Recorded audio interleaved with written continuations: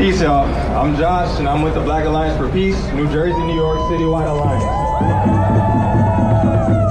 The Black Alliance for Peace seeks to recapture, redevelop the historic anti-war, anti-imperialist, and pro-peace positions of the radical black movement. We work to oppose domestic state repression, oppose policies of destabilization, oppose subversion, and oppose the permanent war agenda of the U.S. state globally. Those of us in the Black Alliance for Peace understand that unity in Africa, unity in Korea, and unity in our Americas is and always has been a threat to the imperialist schemes of the U.S., EU, NATO axis of domination. Because it is a threat, the U.S. Department of the Defense sat down with a map of the world and carved the planet up into 6 combatant commands. The U.S. Indo-Pacific Command, the oldest and largest of the combatant commands, was established in 1947, just before the Korean War. The U.S. claims that the goal of this command is to enhance stability in the Asia-Pacific region. But one of the Pacific Command's first tasks was combat or operations in Korea, operations which resulted in the slaughter of millions of the Korean people and the fracturing of a nation. In 1963, the U.S. established the Southern Command, or SOUTHCOM. As with the Indo-Pacific Command, the U.S. claims that the purpose of SOUTHCOM is to enhance stability in the Western Hemisphere.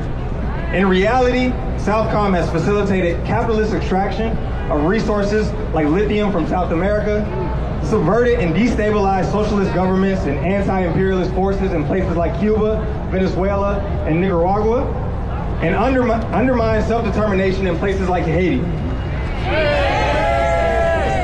And if that weren't enough, the U.S. used the same playbook in Africa by establishing its Africa Command, or AFRICOM, in 2007. The U.S. claims that AFRICOM was established once again to provide security and prevent the spread of terrorism in the region.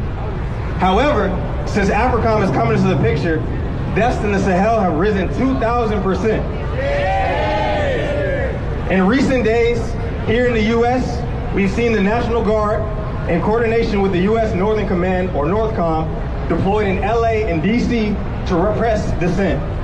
Here in New York, we see the IOF-trained NYPD, which has more resources than many countries' armies, terrorizing our communities on a daily basis.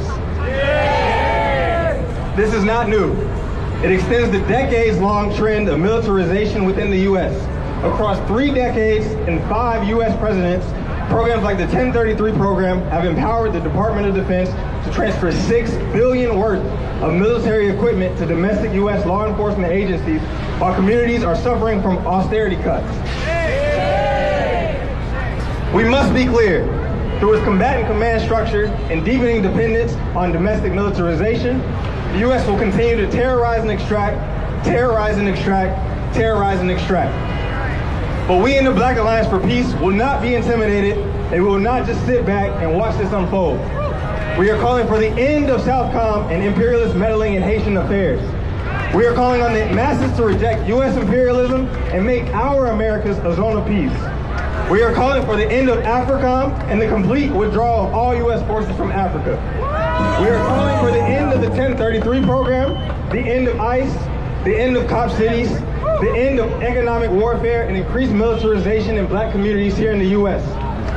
As bearers of the black radical peace tradition, as anti-imperialists, and as supporters of people's struggles for self-determination, we denounce the Indo-Pacific Command, the war games in Korea, and the terror threats from the U.S. We demand that the U.S. removes its military bases from Korea, Africa, the Americas, and everywhere in the world. U.S. out of Korea, U.S. out of our Americas, U.S. out of Africa, U.S. out of everywhere.